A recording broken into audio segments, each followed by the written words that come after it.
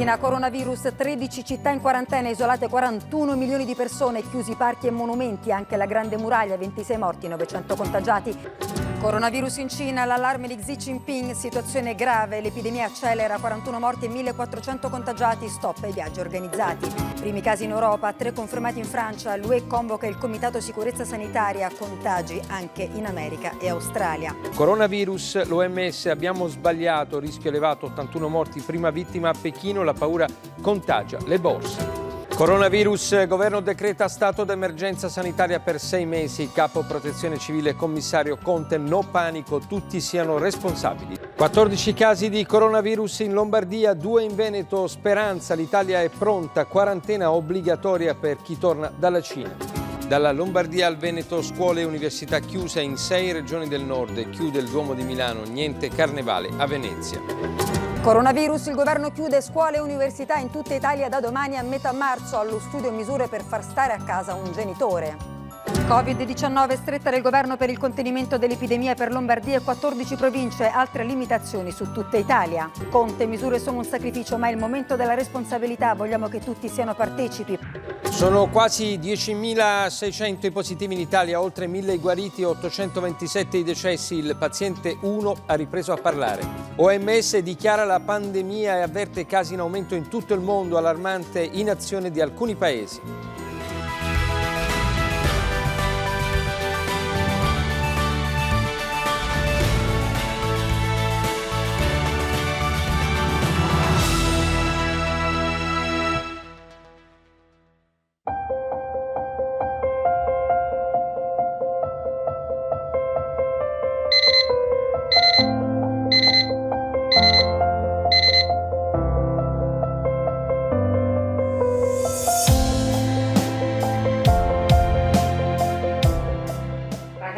Sveglia, sveglia. E tu, Topolino, quando sei venuto nel letto di mamma e papà? Coi bicchieri. Col bicchiere? Guarda. E perché sei venuto? Ah, qui il bicchiere. Perché sei venuto nel letto di mamma e papà? Perché qua era troppo freddo e quando mi giravo potevo cadere così. Questa è la mia famiglia. Mio figlio, un piccolo terremoto. Mio marito e io, che cerchiamo di nutrire ogni giorno il nostro equilibrio. Siamo in casa da ormai 2 mesi. Non avrei mai immaginato che l'umanità dei nostri giorni possa bloccarsi nelle proprie abitazioni per così tanto tempo. Non ci ricordiamo più delle guerre in Siria, delle emergenze climatiche, dell'invasione della plastica, della povertà minorile. Oggi parliamo solo di coronavirus e delle conseguenze economiche mondiali. Siamo stati presi alla sprovvista.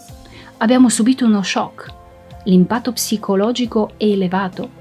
Non siamo preparati per affrontare un'emergenza di questa taglia, tantomeno per accettarla, valutarla e cercare tecniche di adattamento. Ma possiamo sempre prendere spunto dall'esperienza degli astronauti.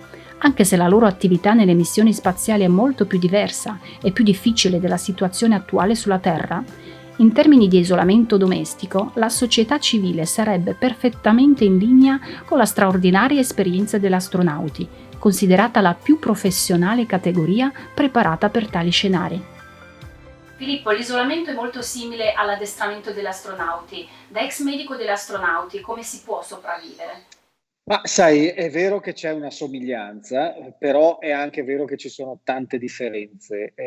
La prima differenza è che gli astronauti sono addestrati per anni per andare incontro alla loro missione e dunque arrivano a quella missione non soltanto preparati, ma anche emotivamente supercarichi. È una cosa che loro vogliono, è una cosa che desiderano, fa parte del loro percorso di vita.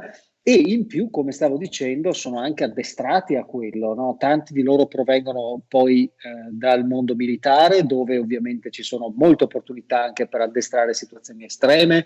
Quindi l'astronauta, per definizione, per me, quello che io mi porto nel cuore di quell'esperienza è la parola preparato. Cioè l'astronauta è uno pronto, sa quello che sta facendo. Chiaramente per noi la situazione è ben diversa, cioè questa è una cosa che è accaduta molto rapidamente, ma per certi aspetti ha colto un po' tutti di sorpresa, cioè nessuno si aspettava che fosse necessaria una tale reazione. Quindi è chiaro che le persone si sono trovate ovviamente molto spaesate, e c'è da dire che l'isolamento domestico rispetto agli astronauti chiaramente è meno rischioso. Sei a casa tua, non ci stanno chiedendo di stare in trincea, di andare in miniera, di andare in guerra, di andare nello spazio, ci stanno chiedendo di stare a casa, che è una cosa, insomma, abbastanza accettabile. Però la cosa diventa ovviamente più difficile quando appunto non te l'aspettavi, quando non sei preparato, quando non hai avuto nemmeno modo di riflettere su che conseguenze avrà, e chiaramente lo stare fermo a casa porta molte persone a proiettare la problematica nel post, e quindi che conseguenze economiche ci saranno, cosa succederà del mio lavoro, eccetera, eccetera, eccetera, cosa che ovviamente non è facilissima da gestire.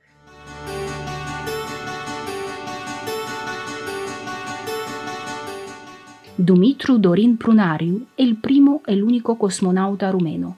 Nel 1981 ha partecipato alla missione Soyuz 40 nell'ambito del programma spaziale Intercosmos e ha trascorso 7 giorni, 20 ore e 42 minuti nello spazio. Domnule Prunariu, chiar dacă nu avem o pregătire specială precum astronauții, putem implementa la domiciliu tehnici pe care le folosiți la bordul stației orbitale? De unde începem? Sincer să fiu, e greu de spus, dar o recomandare ar fi ca toți să ne găsim preocupări. Să ne găsim preocupări fie profesionale, fie casnice în toată această perioadă de izolare. Așa cum aveam și în spațiul cosmic. În spațiul cosmic, la bordul stației orbitale, aveam un program pe zile foarte bine stabilit, pe ore, confirmat de cei de jos. Știam ce trebuie să facem, când trebuie să facem. E adevărat că în casă e mai greu să-ți stabilești un astfel de program, dar dacă îți stabilești niște obiective pe care să le îndeplinești zilnic și să le porți grija, trece mai ușor timpul. Oricum, la bordul stației orbitale aveam activitate de cercetare științifică, de efectuare a diferitelor experimente, dar aveam și o grămadă de activități administrative legate de menținerea stației orbitale, curățenie în interior. Toate aceste lucruri pot fi implementate și acasă. Pe de altă parte, trebuie să vă spun că acolo sus în cosmos, eu nu am avut parte de așa ceva, dar mulți alți colegi, mai ales în ultimii ani, au parte de câte o ieșire extravehiculară, o ieșire în afara stației orbitale pentru a face tot felul de reparații, pentru a monta echipamente. Am putea din când în când să mai facem câte o ieșire în jurul casei, atâta cât ne permite legea. Desigur, din când în când mai mergem și la magazin să facem cumpărături, cu toate măsurile de protecție corespunzătoare. Este adevărat că atunci când ieșim și mergem la magazin, după atât de multe zile petrecute în casă, ni se pare o ușurare, ni se pare că socializăm din nou, ceea ce din punct de vedere psihologic este foarte util pentru noi. Dar totul trebuie făcut în limitele de protecție pentru acest virus atât de păcătos care a apărut și pe care încă nu îl cunoaștem, pe care specialiștii caută să-l descifreze și încă nu au reușit complet, pentru care nu există încă vaccin și când va ieși, până atunci o să ne săturăm desigur de stat în casă, dar trebuie să înțelegem situația aceasta. L'isolamento nella propria casa può spaventare, deprimere, desolare e stressare. Ci troviamo nelle condizioni di rivedere la gestione della propria famiglia, cercare soluzioni per proteggere, fortificare sentimenti e superare ostacoli.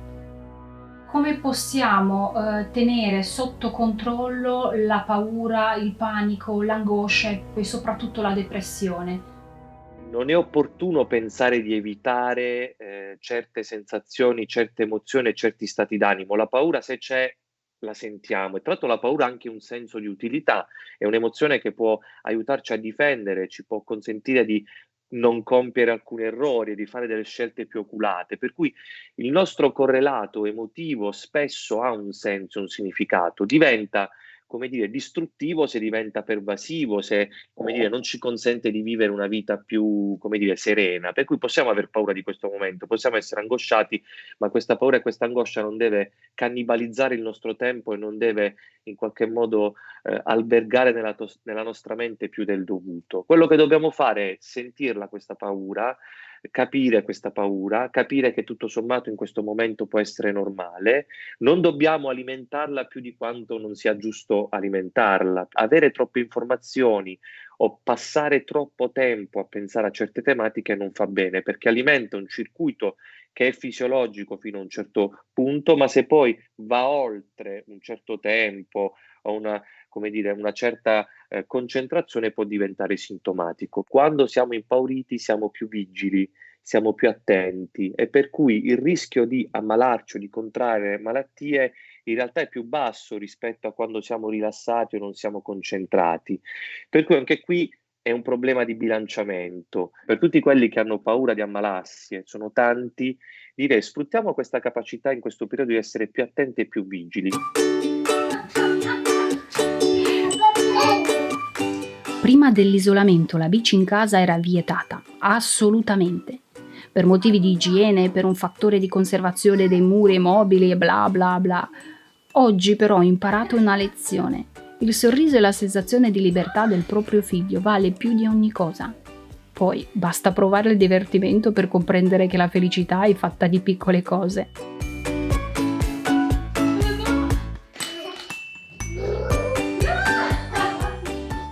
Mulți dintre noi percep izolarea în casă extremă și imposibilă. Cum ne putem autogestiona spațiul, timpul și emoțiile? În primul rând trebuie să conștientizăm ce riscăm dacă nu respectăm izolarea.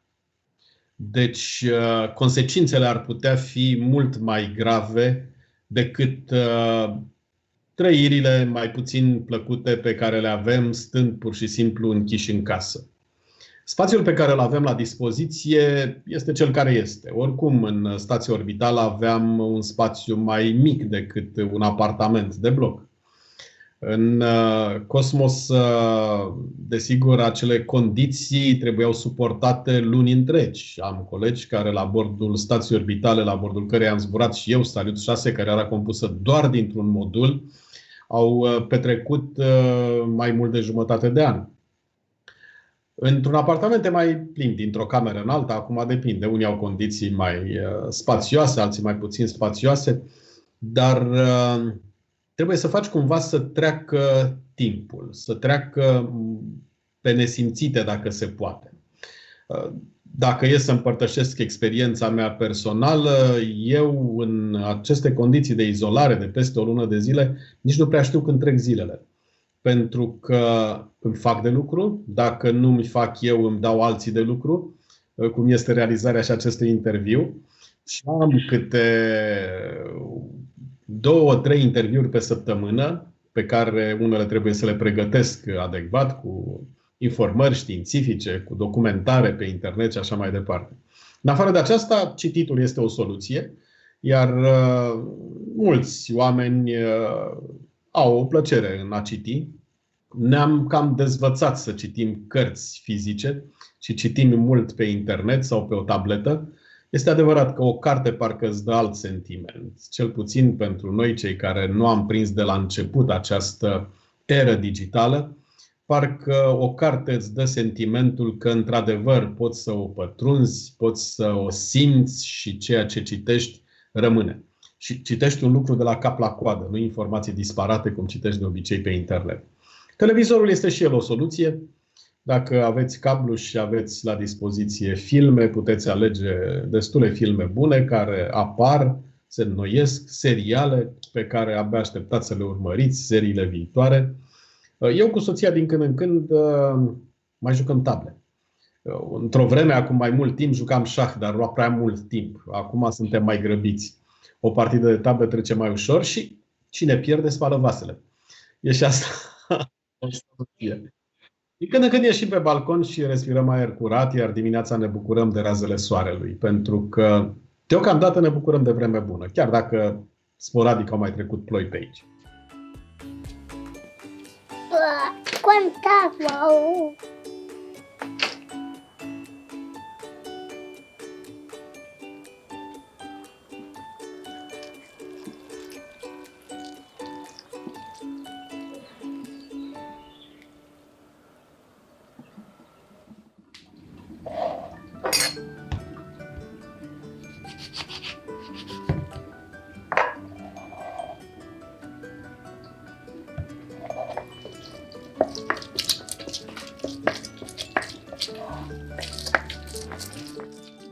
Ascoltami, ti piace di più la spremuta o il succhino?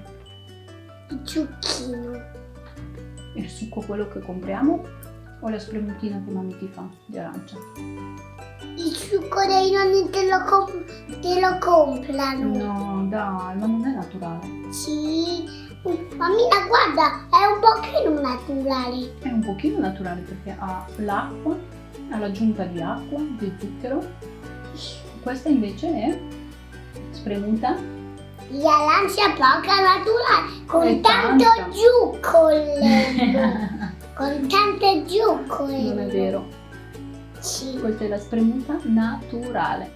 La dieta è di fatto un modo di essere, la regolarità, è l'armonia, è l'equilibrio, è il bioritmo, è parte integrante appunto del nostro equilibrio fisico, ma anche del nostro equilibrio psichico. Attraverso gli alimenti passa il nostro benessere. Quindi ecco lì da come iniziamo la mattina a fare colazione, e adesso la possiamo fare sempre alla stessa ora, rispettare gli spuntini con della frutta, dei pasti equilibrati, a ricordarci del ritmo del tempo anche attraverso il cibo. Tutto questo ci fa stare bene, ci fa stare in salute e porta qualità al nostro stile di vita.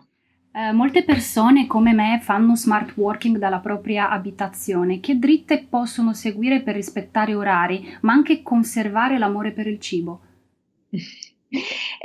Si può fare tanto. Allora, lo smart working intanto è un modo anche per ritrovare l'equilibrio nel lavoro, quindi non si è sottoposti alle dinamiche che a volte si creano negli uffici, alle rivalità o le tensioni o comunque anche la fatica del trasbordo. Quindi tu hai tutto il tempo a disposizione, è una condizione che di fatto ci può far stare bene, paradossalmente anche ci può ridonare un equilibrio fisico e psichico. Allora, il primo consiglio è quello di non dimenticare gli orari dei pasti, non dimenticare il senso del tempo, il ritmo, perché a volte ci si perde davanti allo schermo dimenticando di pensare a noi stessi. Quindi invito a scandire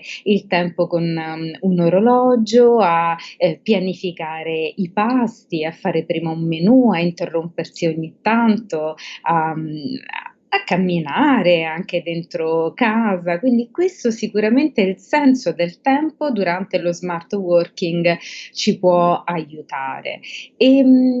Si può lavorare anche per la qualità del cibo, per il piacere del cibo, ripeto, pianificando ad esempio il menù giornaliero, non dimenticando anche di prenderci spazio per bere, per sorseggiare delle tisane. Quindi è questo il momento in cui possiamo prendere il vantaggio del lavoro, un lavoro fatto di efficienza e forse anche con un po' meno stress.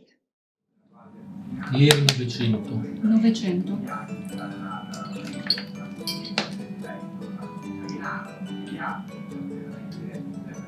Mattia mi ha chiesto quando possiamo andare al parco. A maggio. A maggio? Perché a maggio? Adesso non possiamo uscire.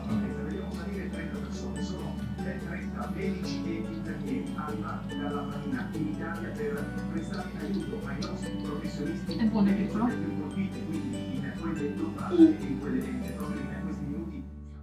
Proviamo a vivere questo periodo come se fosse una missione spaziale. Come cambia il regime alimentare e psicofisico in questo caso?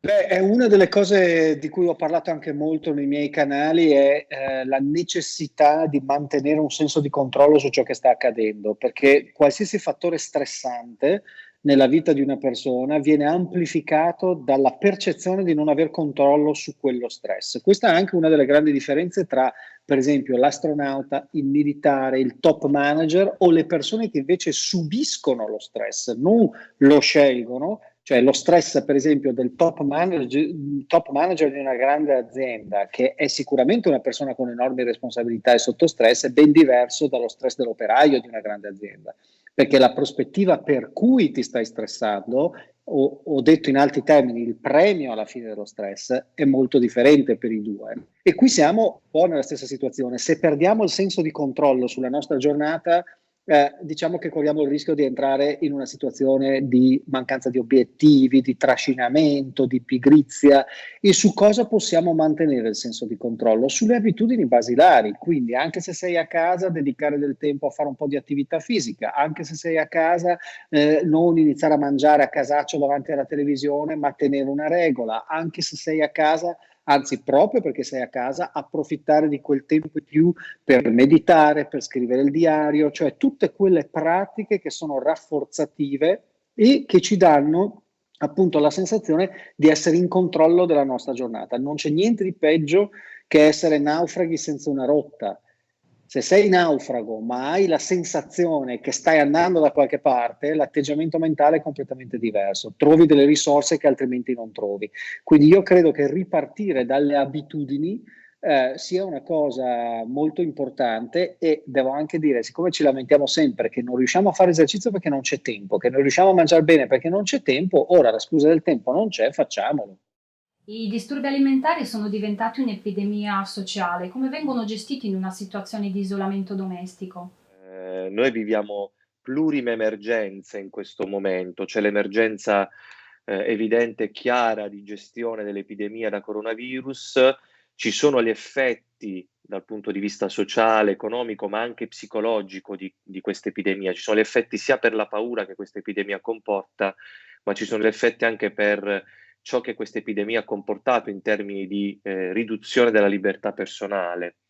Per cui ci sono tanti livelli che incidono sulla salute psicofisica di ogni persona che sta vivendo questo momento, e i disturbi alimentari, essendo un sintomo di disagio, diventano, come dire, ancora più frequenti. Diventano più frequenti in coloro che hanno già un disturbo alimentare in atto e che magari per tutta una serie di problematiche riescono ad accedere meno frequentemente alla cura, come spesso succedeva in tempo di normalità. Oppure diventano i disturbi alimentari un sintomo che esordisce in questa fase perché il disagio psicofisico prende questa particolare forma di comunicazione. Per cui ci troviamo ad affrontare un'emergenza nell'emergenza, e noi operatori del settore stiamo cercando di dare il nostro contributo per come è possibile darlo, ad esempio con le nuove tecnologie. Ho capito, Matteo, però se 3 ore sto lì di notte per Non doveva essere concludere fatta la spesa, dai, basta. per concludere la spesa. Scusami, proviamo di nuovo stanotte e basta. Sì. Io non ci provo, io ordino dove altre parti. Basta, se no non si riesce, domani pomeriggio vado a fare la spesa come tutta la gente va. Metri di pagamento. Ho capito, è lì soltanto il pesce. Come fai? Adesso ordini 10 spese da 10 negozietti? Inizio a avere almeno qualcosa da mangiare sotto i denti. Inizio a ordinare, vedo com'è. Le coppie che tendenzialmente rischiano di scoppiare sono quelle che già prima magari avevano tutta una serie di problematiche che restavano sommerse, ovvero prima, quando c'era un problema, si evitava magari non vedendosi e stando distanti, quindi ognuno prendendosi degli spazi, quindi la convivenza forzata rischia di far emergere questi problemi. E quindi quello che si può fare cos'è? Evitare adesso di fingere che sia tutto ok ed affrontare questi problemi. Sicuramente una fase essenziale è il dialogo, che sarebbe essenziale 365 giorni all'anno, e sicuramente in questa fase lo è ancora di più. E magari cercare di darsi, a maggior ragione in questo periodo in cui c'è più tensione, più difficoltà, dei momenti fissi in cui dialogare, in cui parlare delle cose che vanno, delle cose che non vanno, delle cose che si vorrebbero migliorare, facendo attenzione però a 2 fattori principali. Il primo è quello di parlare in prima persona singolare, ovvero portare la propria opinione, perché altrimenti diventa un'accusa costante al partner e porta semplicemente ad ulteriori litigi. E la seconda è quella appunto di evitare le accuse, ma cercare piuttosto le soluzioni, perché la convivenza è pesante, ma non è pesante solo perché si sta costantemente insieme, è pesante anche perché vengono perse tutta una serie di routine personali che stavano al di fuori della relazione, quindi è importante riuscire a ricavare degli spazi che siano spazi funzionali.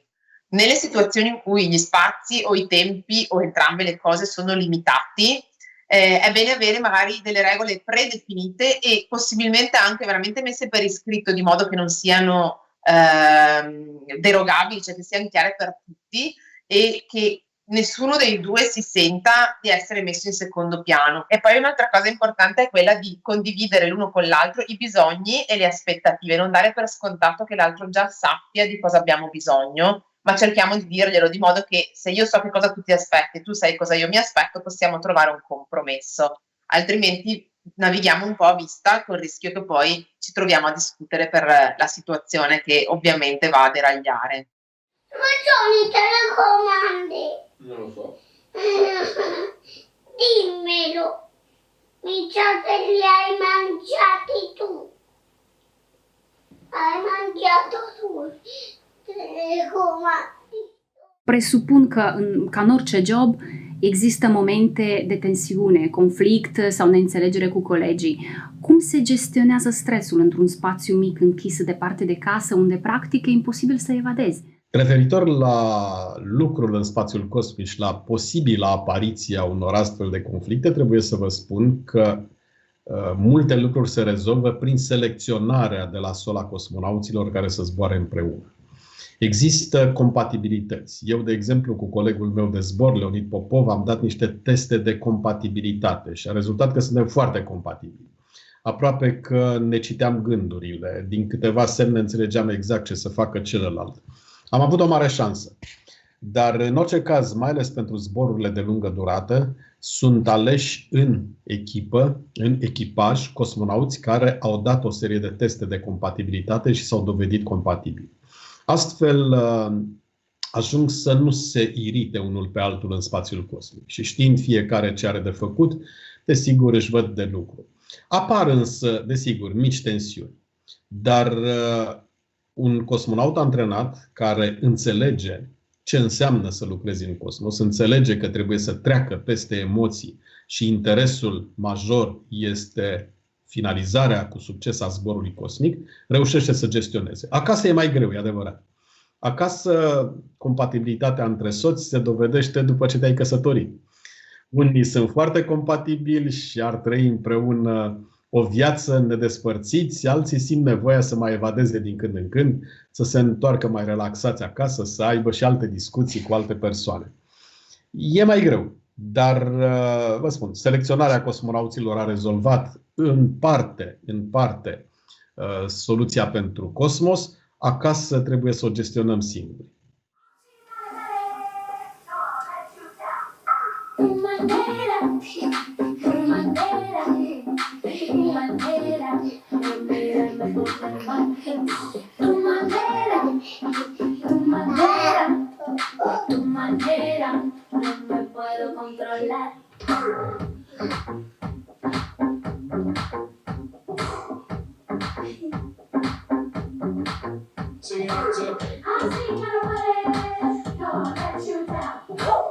Parlando di esercizio fisico, c'è qualcosa di più strutturato e organizzato. Praticarlo ci permette intanto di staccare la spina, di prenderci un momento per noi stessi e prendendo quindi distacco da tutte quelle situazioni che possono generare ansia e stress. Inoltretutto, praticare esercizio fisico ha innumerevoli benefici. Tra questi posso citarne, due, o meglio uno, che è un aumentato rilascio di endorfine e serotonina. Due ormoni che sono praticamente ormoni definiti della felicità perché aiutano a migliorare quello che è il senso di benessere. Quindi diventa molto utile, se non fondamentale, fare proprio esercizio fisico in questo periodo di isolamento. E per le persone, quelle persone attive che fanno attività fisica tutti i giorni, come si possono mantenere in forma a livello psicofisico al domicilio? Per chi è abituato a fare sport è veramente una clausura forzata, ma chi fondamentalmente ha l'abitudine, quindi la buona abitudine di fare attività fisica, deve cercare di mantenerla anche in questo periodo, adattandola ovviamente alla situazione. Allora, essendo persone sportive, tecnicamente sanno anche eseguire meglio gli esercizi, quindi non hanno grossi problemi con l'esecuzione degli esercizi. Chi è più fortunato e ha della strumentazione, degli attrezzi a casa, quindi dei manubri, di una piccola palestrina, degli elastici, è il momento di utilizzarli per le proprie routine, quindi di ritirarli fuori e utilizzarli. E consiglio di alternare magari un giorno in cui fanno esercizio praticamente muscolare e un giorno di attività aerobica. Chi invece è meno fortunato e non ha attrezzatura a casa non può utilizzarla, ma abbiamo sempre il corpo libero, quindi possiamo comunque fare dei piccoli esercizi. Possono essere tipo lo squat, dei piegamenti sulle braccia, degli affondi, i classici addominali. Questi sono quindi tutti esercizi muscolari, mentre per l'attività aerobica possono fare un lavoro aerobico tramite dei protocolli tipo il Tabata o il Jibala, che permettono di fare comunque allenamento cardiovascolare anche senza attrezzature. In generale comunque il mio consiglio è quello di continuare ad allenarsi, magari senza particolare intensità, visto che non c'è la possibilità di avere grosse strumentazioni, e di sfruttare questo periodo come fase di scarico, così da farsi trovare pronti al momento della ripartenza, insomma, che speriamo tutti sia tra breve. Per quelle persone meno attive, questo può essere un momento cruciale per dedicarsi a se stessi. Da dove cominciare? Le persone che abitualmente sono sedentarie hanno davvero una grande opportunità di iniziare a fare movimento. Tendenzialmente le persone lamentano di non aver mai tempo. In questa situazione il tempo sicuramente non manca, è un alibi che possiamo eliminare direttamente. E visto che per iniziare bastano anche solo 10 minuti, direi che tutti quanti possono farlo, non ci sono scuse. A queste persone consiglio innanzitutto di ritagliarsi uno spazio giornaliero da dedicare a se stessi. Quindi programmare la giornata in modo da avere 10 minuti per fare dell'allenamento ed iniziare con attività dolci. Non essendo abituati a fare attività fisica, consiglio magari dello stretching, oppure qualche semplice esercizio come la camminata sul posto, che si può sempre fare ovunque, oppure dei movimenti in varie direzioni con le braccia e con le gambe.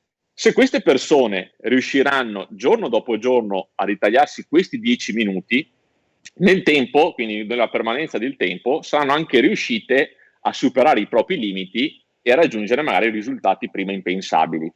In questo modo aumentano la loro autostima e la fiducia nelle proprie capacità, che diventano indispensabili per superare questo periodo di isolamento.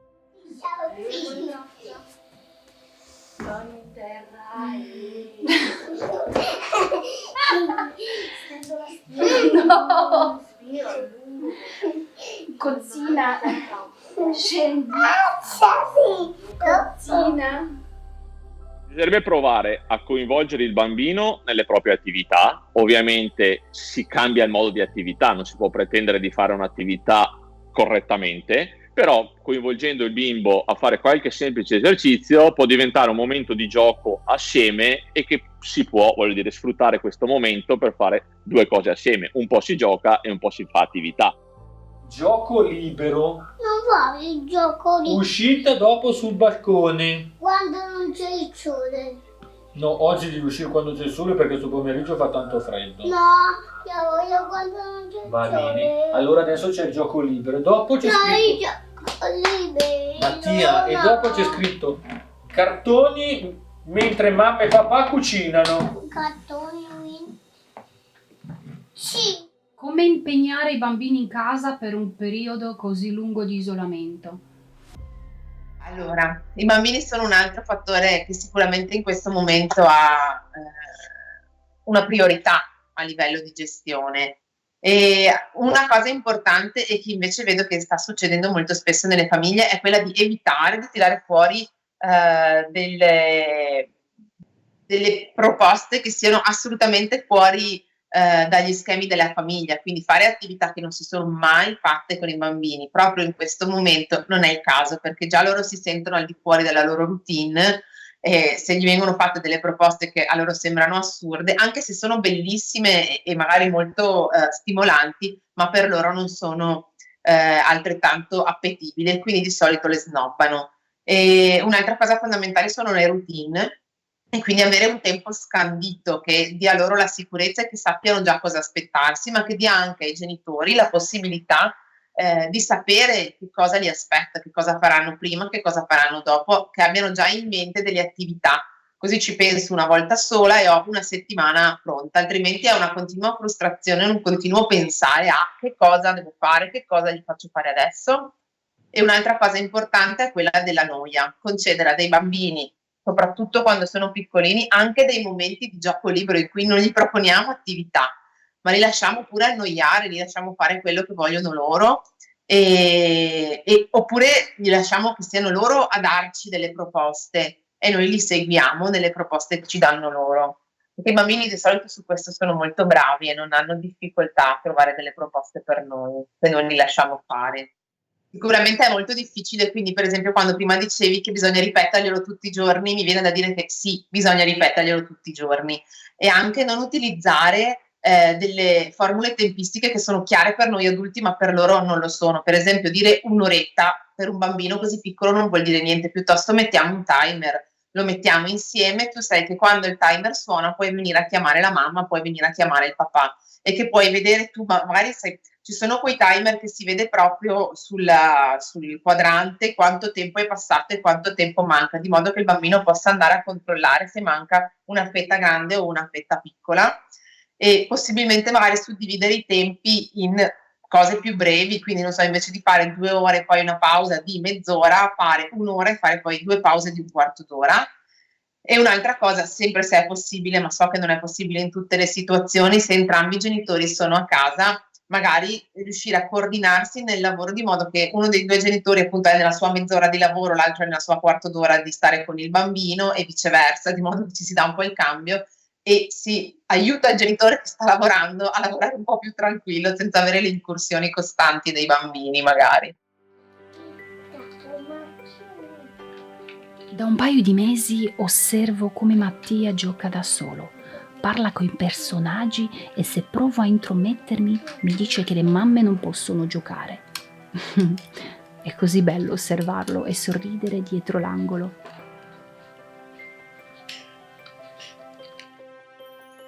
Si rischia che i bambini passino troppo tempo davanti alla televisione o altri dispositivi digitali. Come gestire la loro irrequietezza?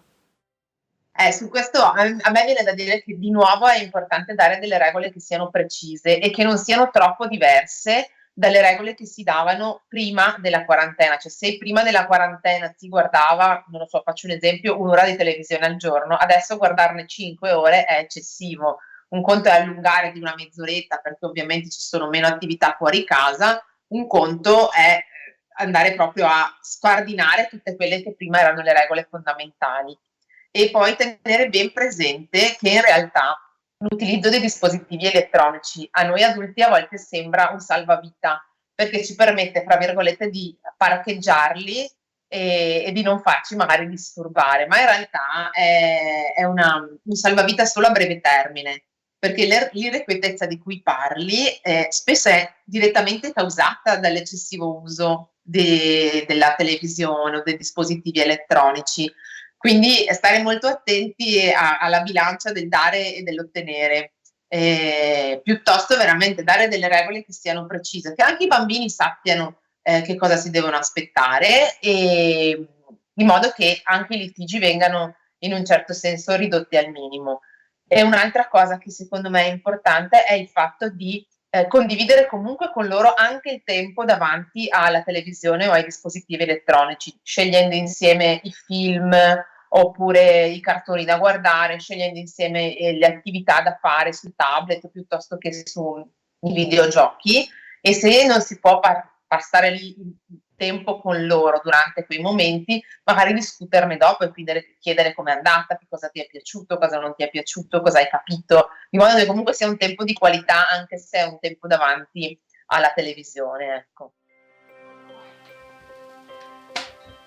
Mamma mia.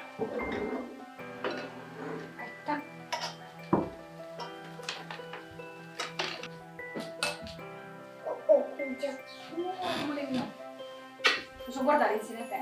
Sì, ok. Questa è la bussata della bella saetta.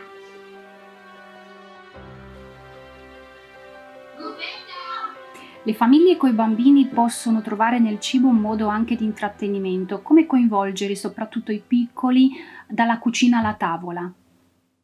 Sai, questo è un momento, in cui si può fare molta educazione nutrizionale a tutta la famiglia e soprattutto ai bambini.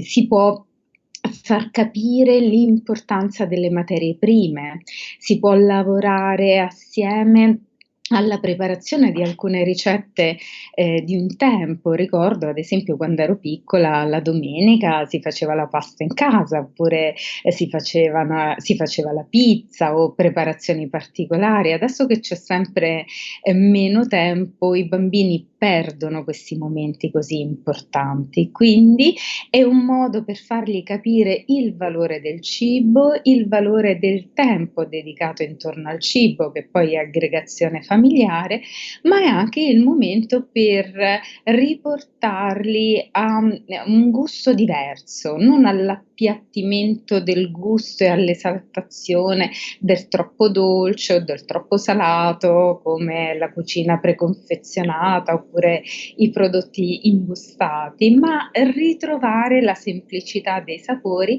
e perché no, utilizzare e far rifornimento sempre più di alimenti vegetali, come ad esempio la frutta o la verdura, che per i bambini è sempre un po' osteggiata, quindi dai frullati ai frappè, alle macedonie di frutta, allo yogurt con la frutta, fino ad arrivare alle polpettine dove mettiamo la verdura, alla pasta con le verdure, provare, non so, assaggiare un minestrone. Può essere una bellissima occasione per lasciare una bella eredità ai nostri figli. Ma non c'è diventato tanto. Tieni anche tu. Così.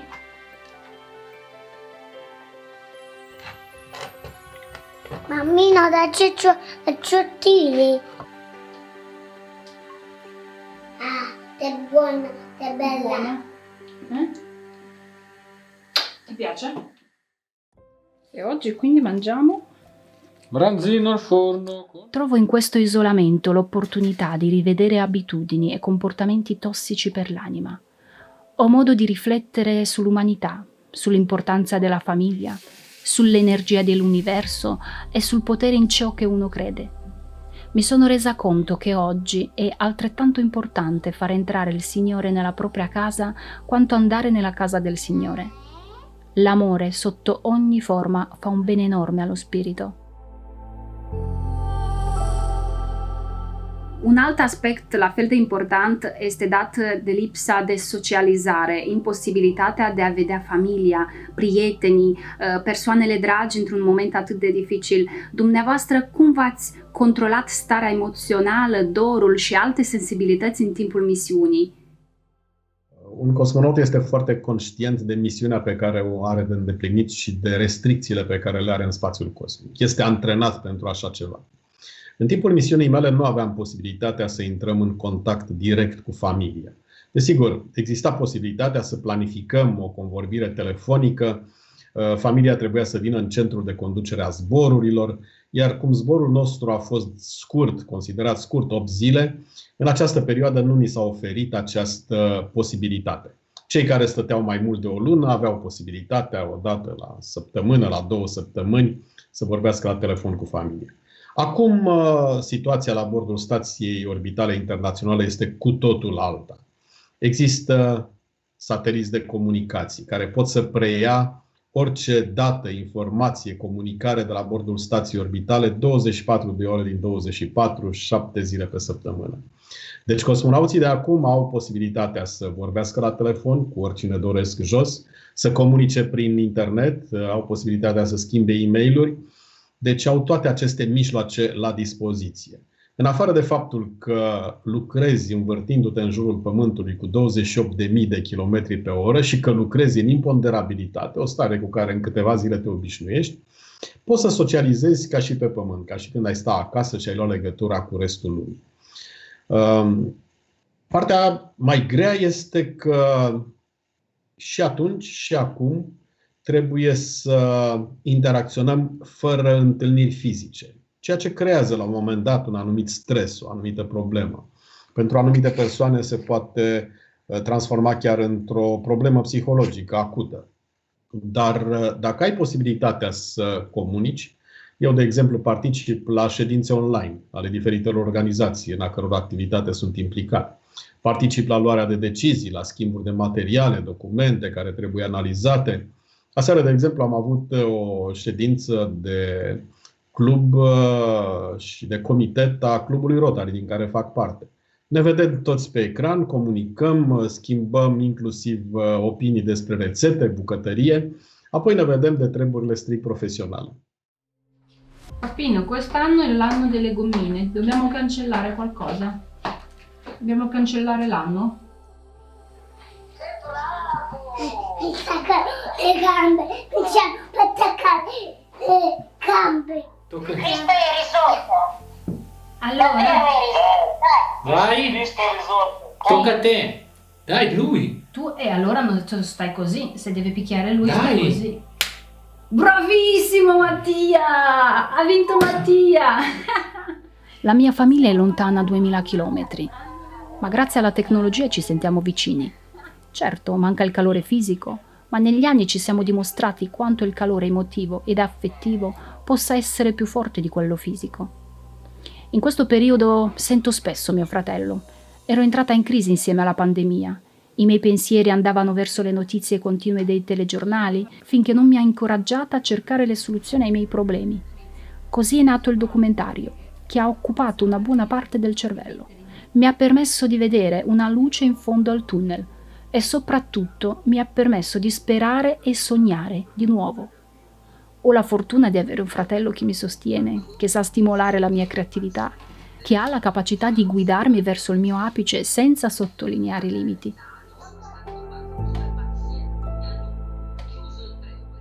Penso che tuo fratello sia stato anche un ottimo coach, perché in realtà il compito del coach non è quello di dare delle soluzioni direttive, cioè si fa così, ma di stimolare la persona a cercarsi la soluzione. E appunto credo che in questo momento tante persone che hanno più tempo, hanno più opportunità di analisi rispetto a quando si vive una vita frenetica, credo che possa portare tanti a fare un salto di qualità nella loro vita. Ci proponi un metodo scientifico per la crescita personale. Come possiamo sfruttare questo momento di isolamento e su cosa ci dobbiamo concentrare? Ma allora, queste le cose che ho citato prima sono molto nell'ottica di un approccio di coaching intelligente. Intendo scientifico perché il coaching è stato un po' spesso anche sminuito, invece credo che possa essere veramente qualcosa di molto utile in questo momento, dove la stragrande maggioranza delle persone, per fortuna, non è in una situazione patologica che richiede quindi un terapeuta o uno psicologo, ma è semplicemente in una situazione di disagio, no? In cui vuole avere delle armi in più proprio per ripartire col piede giusto. Io credo che una delle cose più importanti per poter andare da qualche parte è sapere dove vuoi andare. E ripeto, adesso la sensazione che io ho, anche seguendo i miei social, avendo parlato con tante persone, è un po' di avere tante persone che sono in confusione, che sono piene di incertezza e di dubbio. E io credo che l'incertezza sia una cosa che l'essere umano tollera molto male. Per questo credo che, anche se è fittizio, la pianificazione, la programmazione di obiettivi, darsi delle tempistiche per delle cose che si vogliono effettivamente raggiungere, utilizzare questo tempo in più che abbiamo adesso per esempio imparare delle cose che non abbiamo mai imparato e che però ci possono essere utili per partire con un'altra marcia successivamente, perché ripeto, ci sono tante cose anche da imparare da questa situazione. Se tu consideri il cambiamento incredibile e veramente repentino della qualità dell'aria, dell'ambiente, per questo rallentamento, io non me lo sarei mai aspettato, devo dire la verità, cioè pensavo che ci volesse molto più tempo per vedere quelle foto satellitari comparate, no, di un'aria ripulita, invece è stato abbastanza rapido. Questo deve aprirci gli occhi e deve dirci, cavolo, però siamo tutti responsabili in realtà di questa situazione e bastano cambiamenti a livello individuale per veramente vedere un cambiamento anche a livello sociale e poi ambientale. Quindi chi avrà la possibilità di riflettere su queste cose, secondo me inizierà la vita successiva con un'impostazione un po' diversa. Possono essere piccole cose, ma no, perché poi alla fine l'impatto che noi come esseri umani abbiamo sull'ambiente è molto dettato dalla sommatoria di microscopiche azioni che noi abbiamo. Per cui se siamo capaci di incidere su queste azioni, poi sommate per milioni di abitanti e miliardi di abitanti del pianeta, facciamo la differenza. Quindi per me complessivamente è una grande occasione di riflessione su chi siamo, cosa vogliamo fare, dove vogliamo andare nel futuro. Quindi sfruttiamola per il meglio. Speriamo che passi presto, ma sfruttiamola per il meglio. Întorși din misiune, domnule Prunariu, cosmonauții sunt vulnerabili și au nevoie de o reabilitare pentru o perioadă, mai ales la nivel fizic. Credeți că este momentul potrivit să ne pregătim și noi de reabilitare? După părerea mea, după această pandemie, multe lucruri nu vor mai fi așa cum au fost. Vom fi avizi de socializare, de ieșit în aer liber, dar toate vor fi făcute cu precauție, pentru că acest virus nu va trece definitiv. Și nu va mai constitui un pericol real decât după ce populația va fi vaccinată. Psihologic trebuie să fim pregătiți pentru această perioadă de izolare, dar va trebui să ne adaptăm într-un fel unor restricții după perioada de izolare. Desigur, o relaxare fizică și psihică se va face evidentă după ce vom fi liberi din nou să circulăm, să socializăm. Vom începe din nou să trăim normal, dar trebuie să fim pregătiți pentru alte probleme. După această pandemie, când economiile au fost blocate, trebuie să ne pregătim pentru crize economice, sociale, iar acestea ne vor afecta mult mai mult decât credem și sunt datorate tot acestui virus. Per affrontare l'adattamento e la riabilitazione al pre e al dopo Covid-19, quali sarebbero i tuoi consigli? Adesso è il momento di già iniziare a impostare la nostra ripartenza. Cioè noi adesso che siamo in isolamento e siamo a casa abbiamo tra le cose, oltre alle cose che abbiamo citato un attimo fa, la grande opportunità di iniziare a pianificare come sarà il post.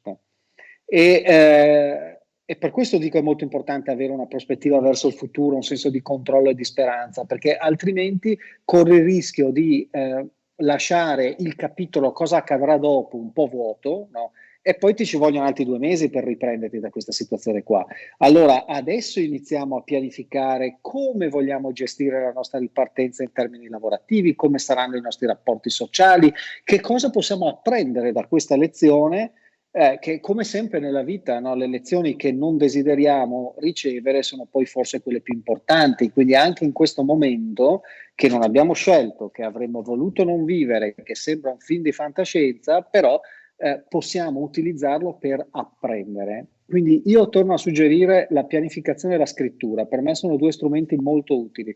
In questo momento avere un proprio diario, scrivere le proprie riflessioni, parlare a se stessi delle sensazioni che si vivono e iniziare a proiettarsi nel futuro è il modo migliore per poter ripartire veramente con le idee chiare e i livelli di energia giusta una volta che questa pandemia è finita. Michael Leitman, originario della Bielorussia, dal 1991 insegna e diffonde la saggezza della Kabbalah nel mondo. Dichiara in un suo post su Twitter che oggi stiamo entrando nella fase conclusiva del programma di sviluppo dell'umanità, chiamata Ultima Generazione. Il mondo sta diventando simile al creatore. Per la prima volta gli esseri umani non stanno facendo la guerra tra loro, ma è la natura stessa che attacca gli umani. Mi fa riflettere molto sul senso della vita, sulla natura, il nostro pianeta e sul ruolo degli umani.